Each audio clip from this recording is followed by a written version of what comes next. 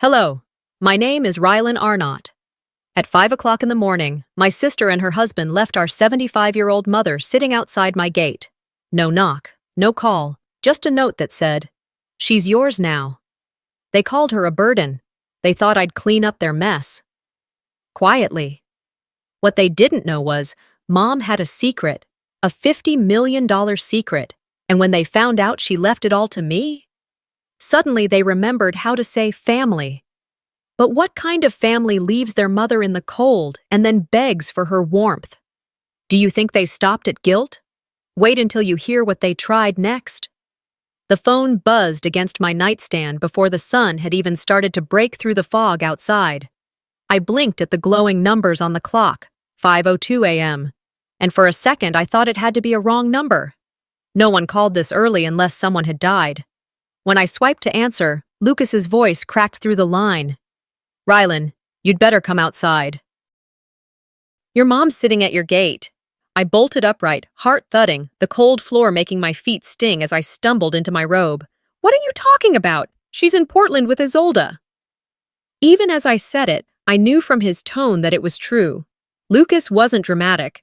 He was the kind of neighbor who'd lend you a snow shovel, but never meddle. "She's been there a while. She looks lost." His voice dipped as if he didn't know whether to say more. I shoved my phone into my pocket and hurried down the hall past Thea's closed bedroom door. She was still asleep, her room dim under fairy lights she refused to turn off. Outside, the air cut into me, damp with that early October chill Oregon wears like a second skin. The street was empty except for a single car parked too far from the curb, my sister's silver Subaru. And there she was.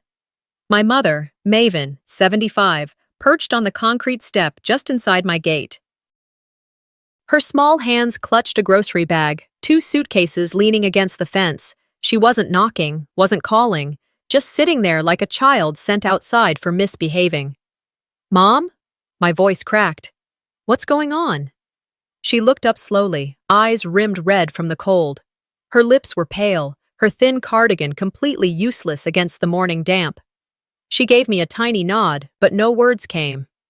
I crouched down and tried to take the grocery bag from her.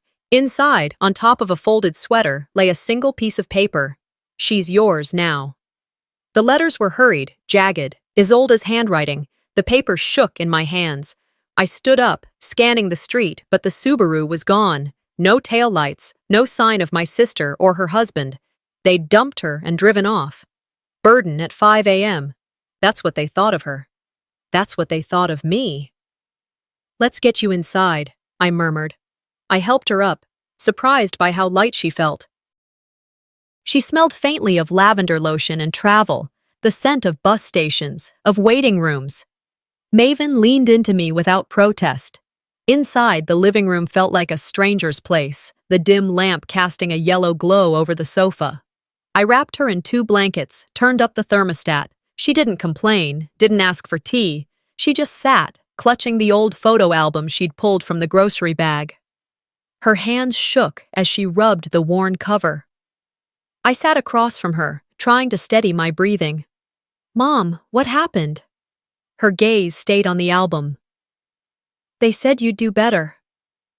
Her voice was a whisper, like she was embarrassed to speak. I reached out, but she didn't take my hand. She was already somewhere else, somewhere quiet and unreachable. When I flipped the album open, I expected the usual shots of birthdays, graduations, Christmas mornings. They were there, but almost every recent photo had one thing missing: me. Cropped edges, backs of heads, my daughter smiling without me. It was like I'd been ghosted from my own family history. Something inside me went very still. Not angry, not even sad. Just a hollow kind of weightlessness, the feeling of disappearing while still breathing. I closed the album and set it on the coffee table. "Mom, did they tell you why?" "They said it was best. Said I needed care you could give." Her lips trembled. I wanted to scream. But Thea was asleep upstairs, and Maven's shoulders looked so small under the blanket. So I swallowed it. Years of being called too emotional had trained me to stay quiet, to plan instead of explode. I stood up, crossed to the kitchen, and filled the kettle. The movement helped. The whistle of the kettle steadied me. I brought her tea with honey and sat beside her on the couch.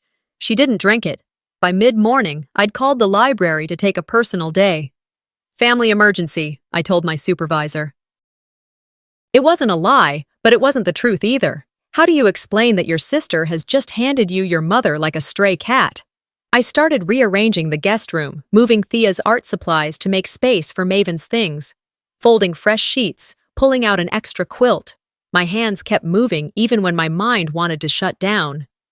Around noon, Thea came downstairs, rubbing her eyes. "Grandma?" She blinked at Maven, who was sitting at the kitchen table now, still wrapped in blankets.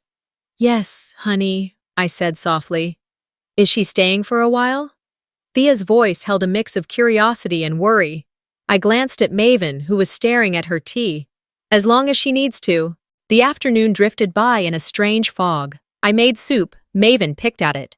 Lucas dropped off the suitcases she'd left at the gate. We spoke in hushed tones. No calls from Isolde. No text. No explanation. By evening, the house was quiet except for the tick of the kitchen clock. I tucked Thea in, read her a chapter of her book, and lingered in the doorway longer than usual. Back in the kitchen, Maven had dozed off at the table, the album open beside her. I turned to close it gently, but something caught my eye. On the last page, where our family photo from last Thanksgiving should have been, there was only half a picture, torn clean down the middle. I stared at the jagged edge, my stomach tightening. Someone had cut me out. Not cropped, not folded, ripped. The sound of my own breath was loud in the still house. The kitchen was dark except for the nightlight above the stove, and the house had that heavy hush it always carried after Thea went to bed. My mother was already asleep in the guest room, her breathing a soft rhythm through the half-open door. I sat at the table with the album still open, staring at that ragged edge of paper. The torn photograph seemed to hum in the silence, as if it carried a story no one wanted to tell. I slid the picture out and held it under the overhead light. The date on the back said, Christmas 2013. I remembered that day. The smell of cinnamon, Maven at the counter with flour on her hands, Thea toddling between chairs in her red sweater, and me. I'd been there too. But my side of the photo had been ripped clean away. All that remained was Maven's smile, a slice of the kitchen, and the faint edge of my own hand near a tray of cookies. It wasn't just a photo. It was a message. I leaned back, the chair creaking, and let the memory wash over me. 10 years ago, at that very party, I'd confronted Isolde in the hallway. She'd been managing everything, the guest list, Maven's medication schedule, even the brand of sugar used in the cookies. I'd said, "You're treating Mom like a project, not a person."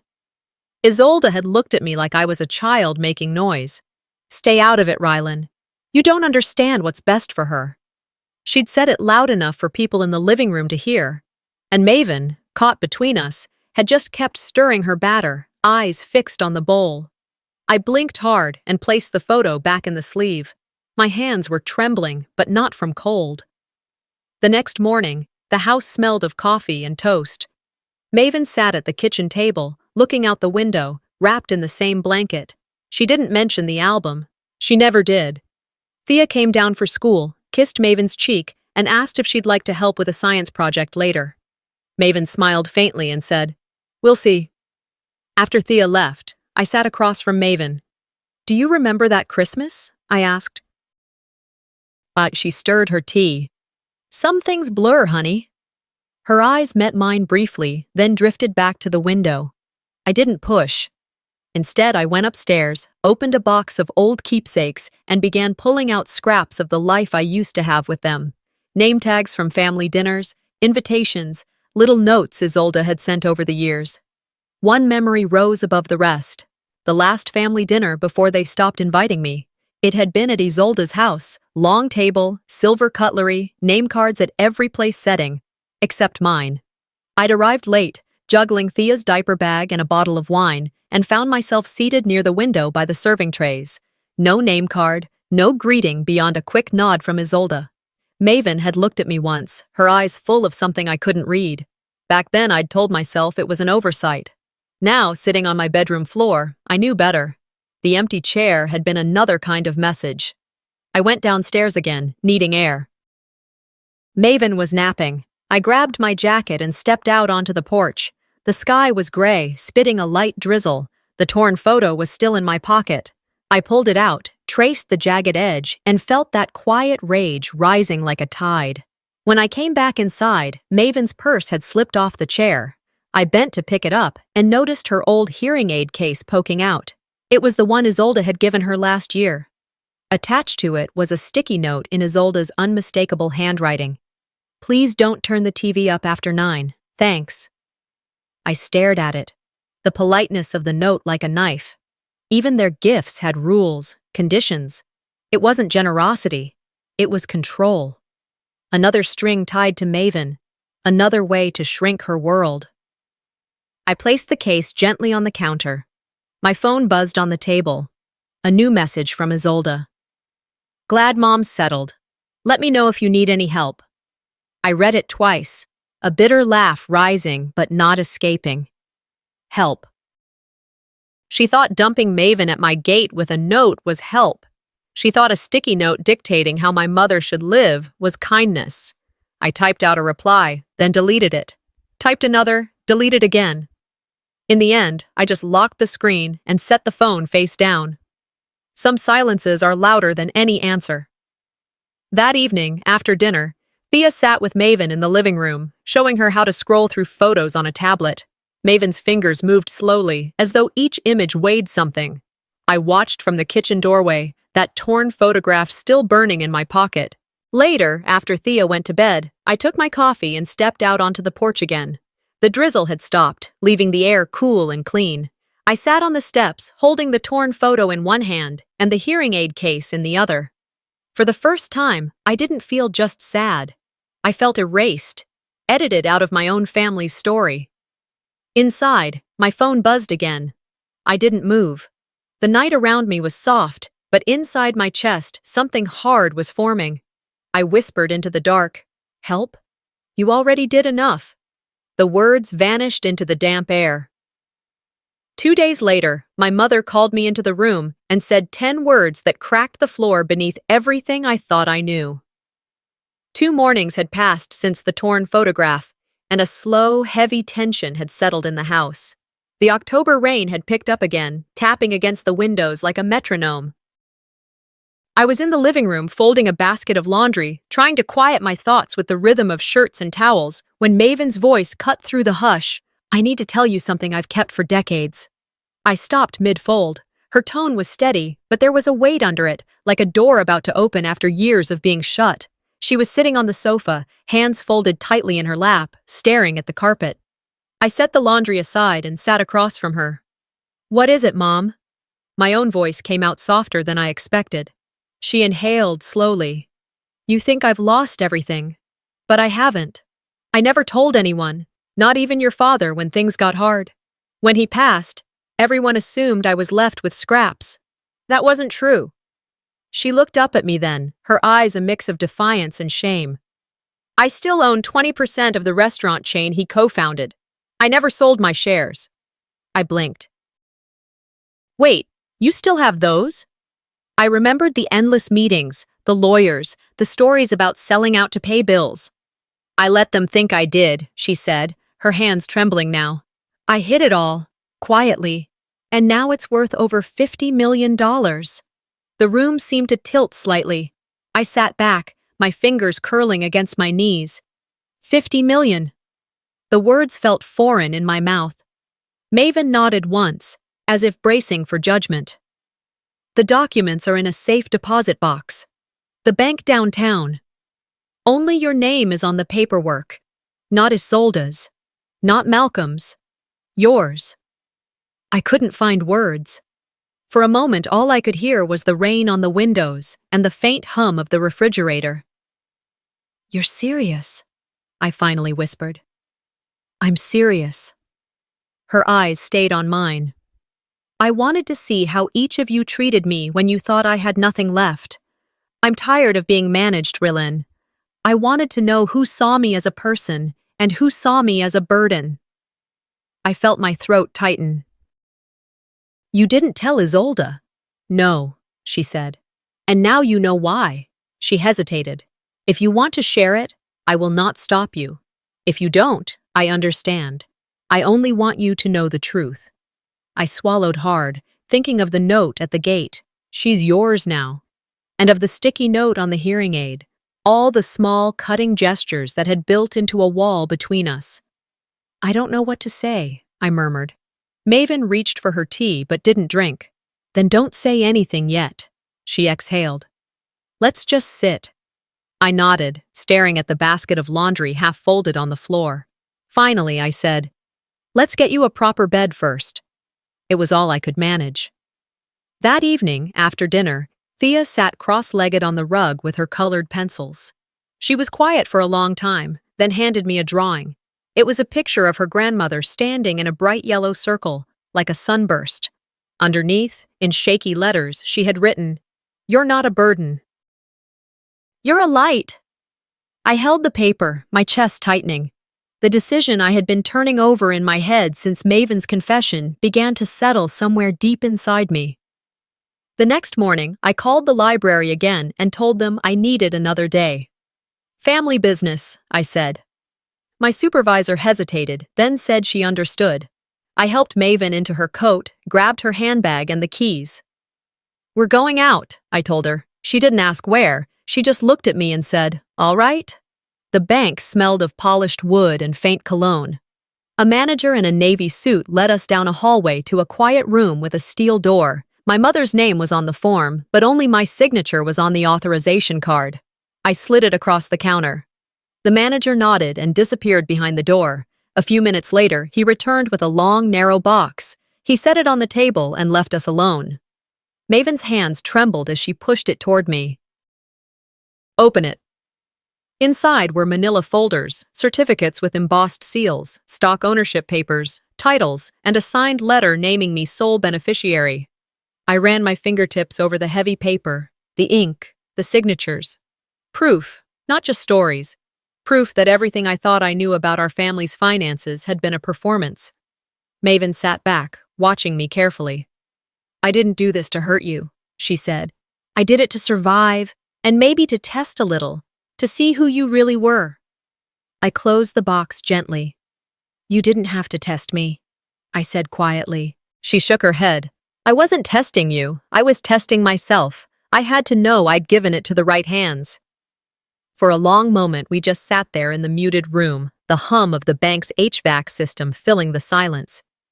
Finally, I reached across the table and put my hand over hers. Let's go home, I said. We'll figure it out. We left the bank under a gray sky. Maven clutched her bag, and I held the box against my chest as if it might vanish. Driving back, she was quiet, staring out at the wet streets. I didn't press her. My own mind was a tangle of disbelief and awe, but beneath it all, a clear, steady thought had begun to form. This changes everything. That night, my phone buzzed again. And this time, I knew they knew. When I saw the name on the screen, I didn't answer right away. I just stared at it. Isolde Dane, calling like it was any other Tuesday morning and we were still on speaking terms. I let it ring twice more before pressing the green icon. Hey, Rylan, she said, like nothing had happened. Her voice was sweet, almost cheerful, like she was smiling while she spoke. Just checking in. How's Mom settling in? You okay? I paused for half a second before replying. We're fine, I said flatly. That's good. That's really good. You're doing such a great job stepping up. Honestly, I've been meaning to tell you. It's been a lot on our end too, you know? We were just overwhelmed. I didn't say anything. I let the silence work for me. She cleared her throat on the other end. Anyway, Malcolm and I thought maybe we could come by this weekend. Just a little family reconnect. Talk through some things. It's been tense, and I think we're all due for a reset. My grip tightened around the phone. We'll see, I said, and ended the call. The rest of the day passed with a strange energy. Maven barely spoke. Thea had a birthday party to attend that afternoon, so I dropped her off and picked up groceries on the way back.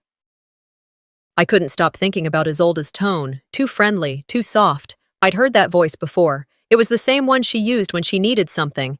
3 days later, they showed up. No warning, just a knock on the door around 11 on a Saturday morning. I opened it to see Isolde standing there in a beige trench coat, holding a box of pastries. Malcolm stood behind her with a bottle of Pinot in one hand, and that stiff, performative smile I'd come to recognize. "Hey, sis," she chirped. "We brought breakfast." I hesitated.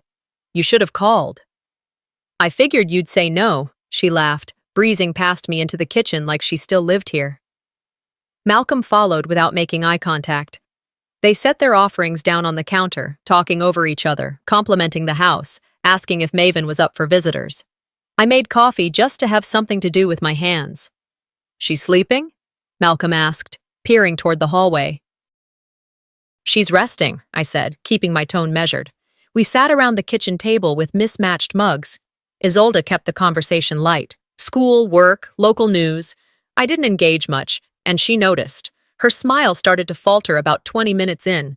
Then Malcolm leaned forward, resting his elbows on the table. "Look, this is awkward, but we figured it might make sense to talk through everything, especially now that Mom's staying here. You know, maybe it's time to start thinking practically." "Practically," I repeated.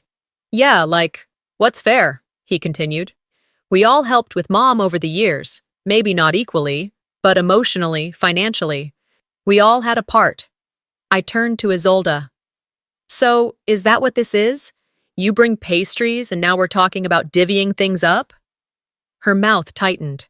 No, this isn't about money, Rylan. It's about transparency. We just think it would be healthier to lay things on the table." I let out a short breath and leaned back in my chair. "You mean before or after you left her on my doorstep at 5 a.m. without knocking?" The room went quiet. Isolde looked down at her cup. Malcolm cleared his throat. We were under a lot of pressure."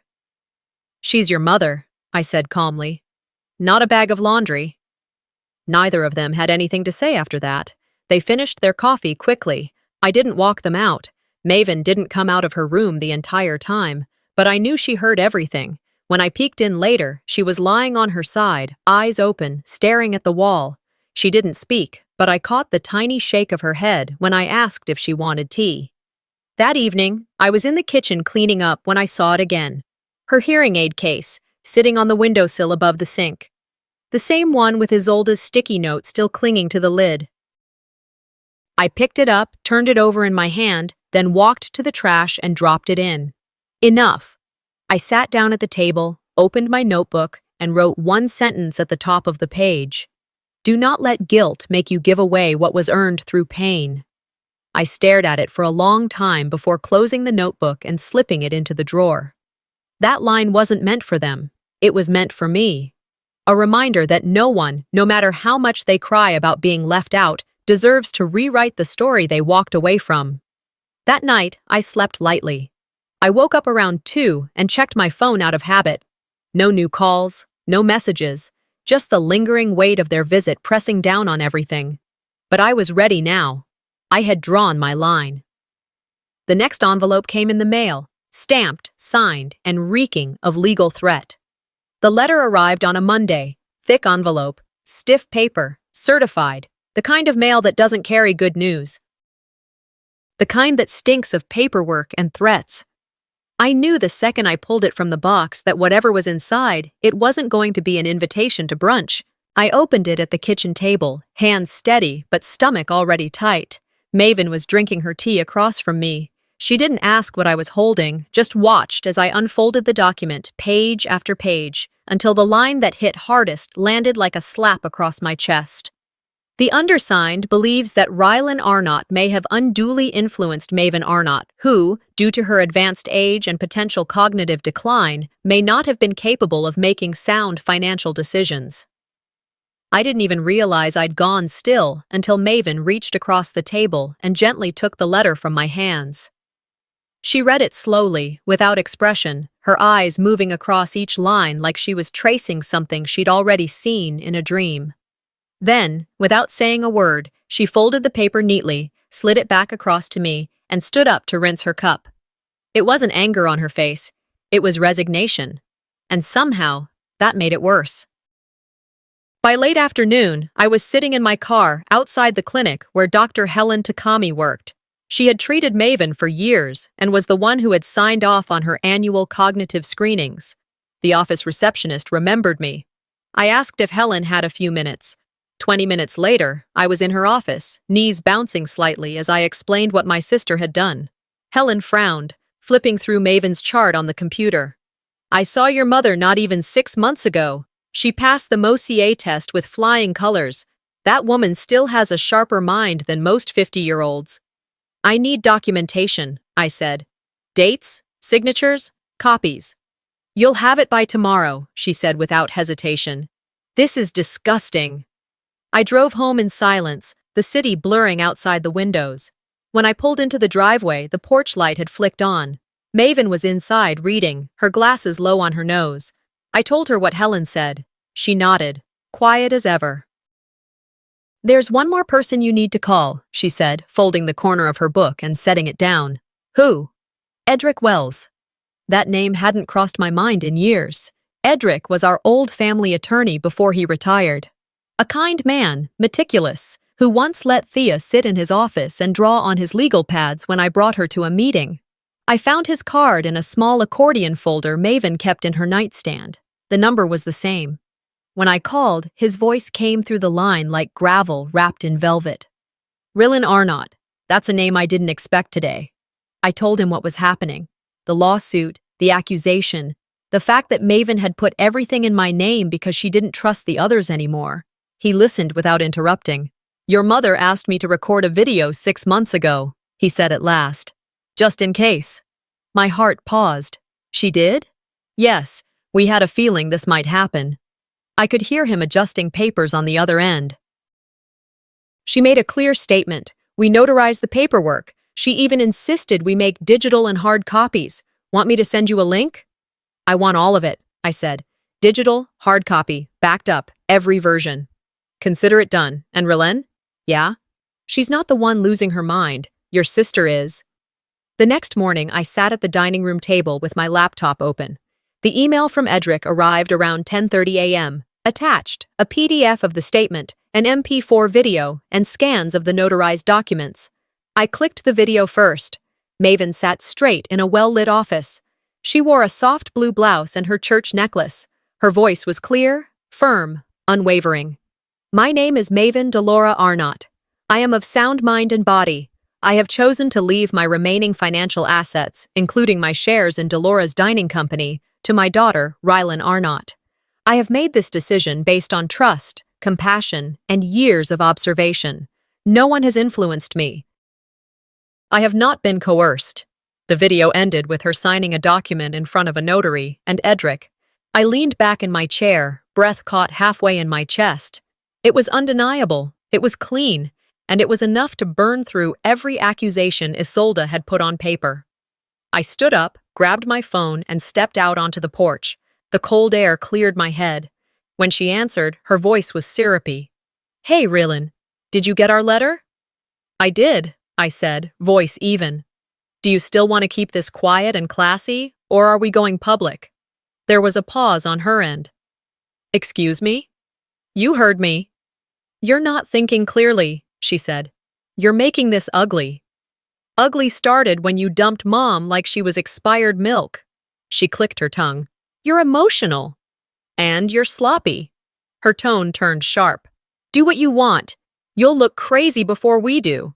I didn't respond. I just ended the call. Back inside, Maven looked up from her book. Everything all right? I think we're done being quiet. That night, Edric sent a courier with the hard copies. I stored them in 3 different places, our home safe, a lockbox at the library, and with a friend at the clinic. I also emailed a copy to Helen and printed one for my own records. We weren't just ready. We were armed. But the most damning evidence? That slipped out when they thought no one was listening. The morning after we'd secured Edric's documents was gray and brittle. Rain streaked the window panes like thin veins of silver. I'd just poured coffee when my phone buzzed on the counter. Unknown number. I let it roll to voicemail. 2 minutes later, it buzzed again with the notification. Out of habit, I pressed play. At first, all I heard was a shuffle, Then Malcolm's voice, low and irritated. If she doesn't share the money, we'll drag her through court. Make her crack. A pause. Then Isolde's voice, sharper, whispering, she's not as tough as she thinks. People will believe us over her. We'll say she manipulated Mom. There was a click, then the sound cut off. I stared at the screen like it might burn a hole through me. It wasn't a slip of the tongue. It was a blueprint. They'd dialed me by accident. I saved the message immediately, renaming the file voicemail, 6:41 a.m. My hands were steady, my mind colder than it had been in weeks. The mask had finally dropped. I forwarded it to Edric, attached Helen's cognitive records, and sent a separate email to my mother's physician with the same file. Then I texted Edric. We're done playing defense. He responded within a minute. Got it. This is gold. Sit tight. Don't tip your hand yet. I set the phone down, took a slow breath, and dialed Isolde's number. She answered on the second ring, voice bright. Hey, what's going on? You left me out of every decision for years, I said, my tone flat as glass. Now I get to decide what's fair. There was a beat of silence on her end. Rylan? I cut her off. Don't. You've said enough. I ended the call. By noon, the air in the house felt charged. Maven sat knitting by the window, her eyes flicking up at me. She didn't ask what had happened, but she knew. I could see it in the way she gripped the yarn, knuckles white. At 4 p.m., the doorbell rang. I opened it to find Isolde on the porch. No pastries, no wine, just a coat thrown over her shoulders and fire in her eyes. You're ruining this family's reputation, she snapped the moment I stepped aside. Do you have any idea what people are saying? I folded my arms. You already did that yourself. She pushed past me into the living room, her voice rising. You think you're some kind of saint? You've poisoned Mom against us. You've always been jealous. Maven walked in then, silent but steady, leaning slightly on the doorway. Jealous? She asked quietly. Her eyes on Isolde were like stones dropped into a pond, soft ripples hiding a deep weight. You left me in the cold at dawn. Why are you here? Isolde's mouth opened, but no words came out. She looked between us, searching for footing, and found none. I stepped closer, my voice low but hard. You try anything again. One more letter, one more stunt, and I'll release everything to the press. Every message, every document, every second of footage. Isolde's lips pressed into a thin line. She said nothing, but her silence was loud enough to fill the room. Maven stayed still, watching her eldest daughter with a gaze that had gone unreadable. Finally, Isolde turned on her heel and left without a goodbye. The door closed behind her with a hollow sound. For a moment, the house was so quiet I could hear the faint ticking of the clock in the hall. I exhaled slowly. Maven reached out and touched my arm, just once. You don't have to fight all the time, she murmured. I'm not fighting, I said. I'm drawing a line. That night, I sat at the kitchen table and replayed the voicemail once more. This time, it didn't make me shake. It made me certain. The next day, another envelope arrived. This one postmarked from Edric's office. The envelope from Edric arrived mid-morning, heavier than paper should feel. I'd been sitting at the kitchen table, sorting through bills, when the mail carrier slid it under the door. A thick manila packet with my name typed across the front and Edric's office seal in the corner. I set my coffee aside, took a slow breath, and opened it carefully. Inside lay a printed transcript bound with a thin black clip and a USB stick taped to the last page. Across the top of the transcript in Edric's neat handwriting was a note. Play this only if you're ready. My hands shook as I fed the USB into my laptop. The screen lit up with a timestamp from 6 months earlier, recorded in Edric's office. Maven sat across from him, posture upright, eyes sharp. Her voice came through steady and unflinching. Only Rylan ever treated me like I still mattered. The others just wanted what was left. My breath caught in my throat. It wasn't just a will. It was her voice, her intent, recorded without any hint of confusion. Clear, articulate, deliberate. I scrolled through the transcript Edric had included, page after page of Maven explaining how she'd chosen to protect me, not for gratitude, but because she wanted at least one person to remember her as a human being. Halfway through, a separate section caught my eye. An email exchange attached at the bottom. It was dated 3 years ago. From Maven to Isolde. The subject line read, "Stop deciding for me." It had been hidden in a folder of legal notes. Maven's words were plain. "You don't get to choose who I trust. You don't get to erase Relen from my life." My chest tightened. Twist after twist. The evidence wasn't just on my side. It was a map of everything they'd done to her, in her own hand, her own voice. By late afternoon, my inbox pinged. Isolde's name popped up. Subject: an apology. I clicked. The email was a masterpiece of gaslighting. "We all made mistakes. Let's move on. Maybe you can share a little, just for family's sake. Think of the holidays. Think of appearances. Don't let bitterness take over what's left of our family." I stared at it for a long minute, then typed back only one sentence, quoting directly from Maven's video. "You made me invisible while pretending to hold my hand." I hit send and closed my laptop. The silence in the house was like a held breath. That evening, as the sun dipped low, I drove Maven to the pharmacy. We didn't speak much. Thea had soccer practice, so it was just the two of us. Maven picked up her prescriptions while I waited near the counter. She moved slowly but with a quiet dignity, nodding politely to the clerk. On the drive home, she said softly, "They won't stop until they've taken everything or been exposed." "I know," I replied. "That's why we're not hiding anymore." That night, after Maven had gone to bed, I uploaded the transcript, not the video, to a private family document archive I controlled. Only a few extended relatives had access. Enough to dismantle Isolde's version of the story, but not enough to make it a circus. Within hours, the ripple began. Mutual friends unfriended Isolde on social media. An uncle who'd always believed her narrative emailed me, "If this is true, I'm so sorry." The next afternoon, Thea came home from school with a furrowed brow. She dumped her backpack on the floor and said, "Mom, someone told me Aunt Isolde isn't nice to Grandma. Why would they say that?" I knelt down. "Because people are starting to see the truth," I said. "Sometimes the truth takes a while to catch up." Later, I found Maven and Thea sitting together on the porch. The late light painted them both in gold. Thea leaned her head against Maven's shoulder while Maven spoke quietly. "Sometimes, the loudest people are the most afraid." I stood in the doorway, watching them, a strange mixture of pride and sadness washing over me. It hit me then. The fight wasn't over, but the tide had turned. We weren't cornered anymore. Inside, my laptop chimed again. Another email, this one from someone I hadn't heard from in years. A cousin. "We had no idea.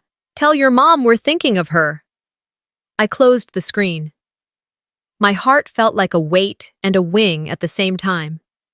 That night, after Thea was asleep and Maven had retreated to her room, I sat at the same kitchen table where everything had begun. The transcript lay open beside me. My pen hovered over a sheet of paper. I began drafting the letter that would make everything irreversible. I sat in the kitchen long after the dishes from dinner had been cleared away, the steady tick of the wall clock carrying me past 8 p.m. The house was still, and in that stillness I stared down at the letter I had just finished drafting. The ink was fresh, the lines clean.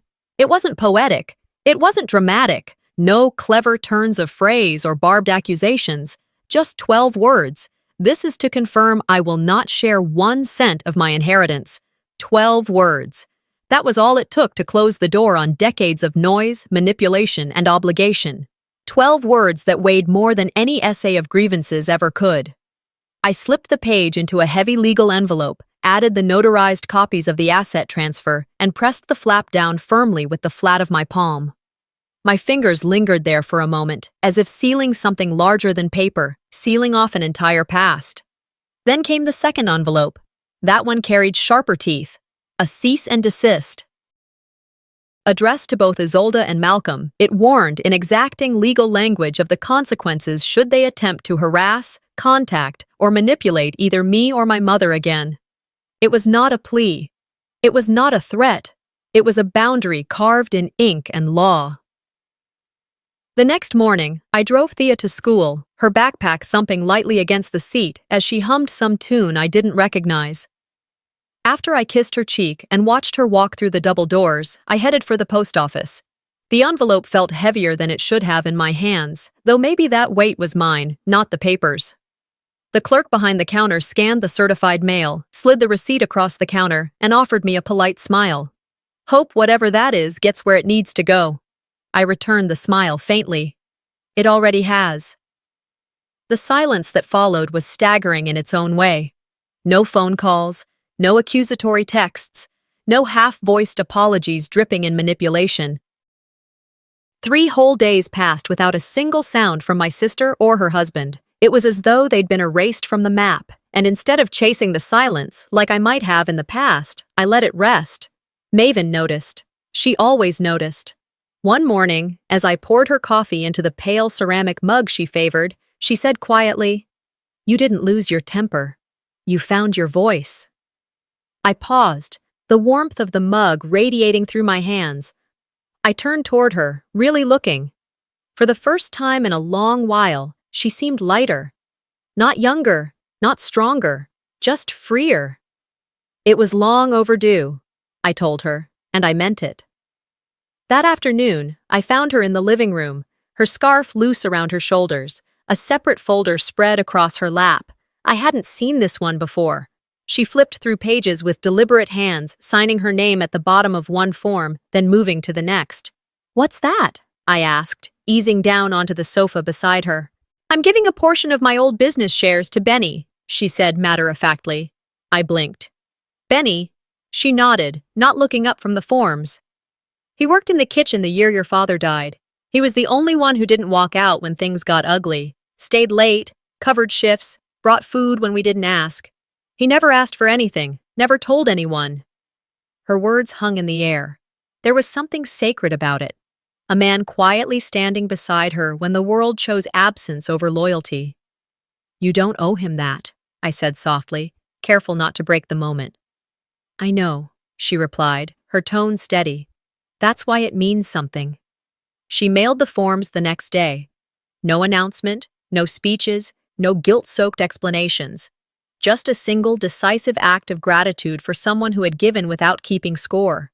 After that, we settled into a rhythm. Quiet meals at home, walks around the block when Maven felt up to it. Thea's school projects scattered across the dining table, poster boards half-finished, colored pencils rolling under chairs. One afternoon, we sat on the porch while neighborhood kids rode their bikes through piles of fallen leaves. The air smelled of earth and autumn, the maple across the yard already red at the edges. Thea turned to me suddenly, her dark eyes steady. "Does this mean we won?" she asked. I glanced at Maven. She sat quietly, her teacup warm in her hands, a faint smile ghosting her lips as the wind tugged at her scarf. I rested my hand gently over Thea's. "We didn't win, baby. We chose not to lose ourselves." Thea studied me for a moment, then nodded with a gravity far beyond her 12 years. It was the kind of nod that told me she understood, even if she couldn't yet put the words to it. Later that evening, I lingered outside Maven's room. She was humming softly, the sound drifting into the hallway. In her lap was a recipe book I hadn't seen in years, pulled from the bottom of a garage box earlier that week. The pages were worn, the corners curled. Her notes, scribbled in blue ink decades ago, still lived in the margins. "Use less salt, double the nutmeg." She looked up when she noticed me. "Thinking of making your father's Sunday roast," she said. I smiled. "If you do, I'll make the gravy." We both laughed then, the quiet kind of laughter that doesn't echo but settles, draping itself like a blanket over something fragile. Peace, I realized, isn't always loud. Sometimes peace is the absence of the voices that once tried to drown you.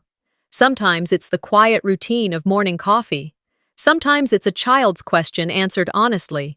Sometimes it's sitting on a porch sipping tea, knowing you no longer have to explain yourself. But peace doesn't mean painless. And healing always leaves echoes.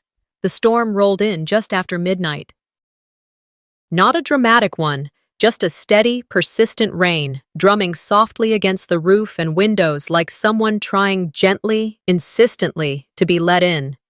I was still awake, curled on the sofa with a blanket and a book I wasn't really reading, when I heard Maven's door creak open.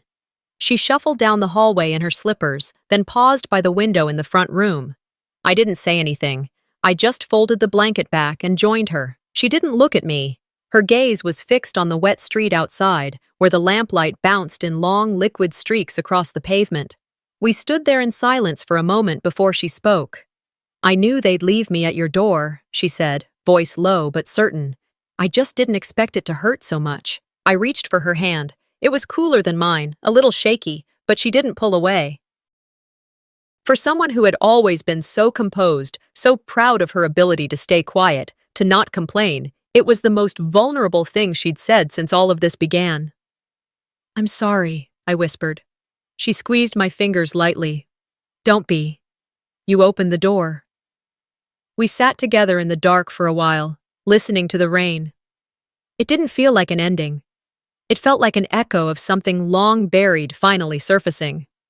2 mornings later, the rain had cleared. The sun came out pale and reluctant.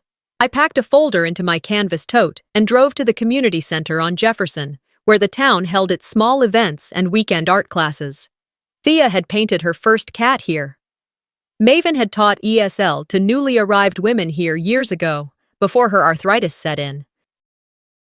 That afternoon, I stood in front of a group of about 30 people, teachers, neighbors, a few local business owners, and officially announced the launch of the Delora Fund, named after Maven's maiden name, not her married one.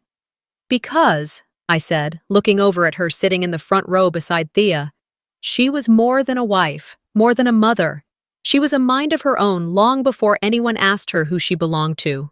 The room was quiet. Some nodded, some teared up. Maven, though, just smiled.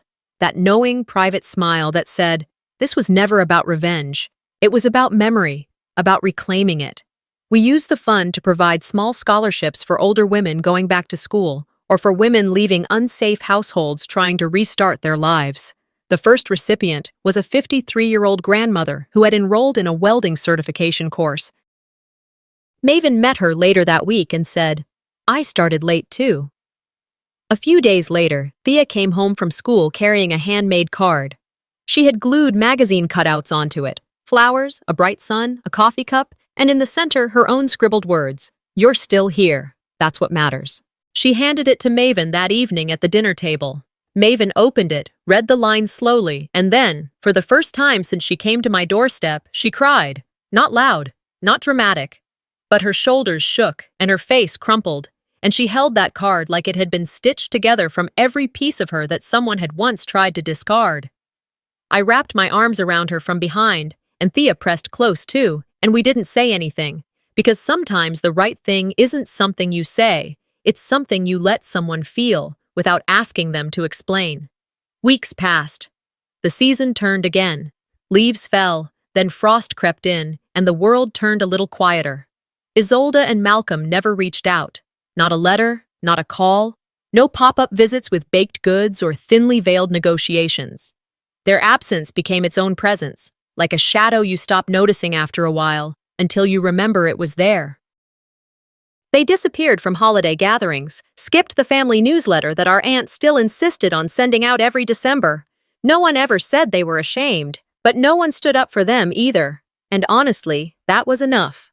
One night in early December, I sat on the back porch with a mug of hot cider while Maven sat beside me, wrapped in a knitted shawl.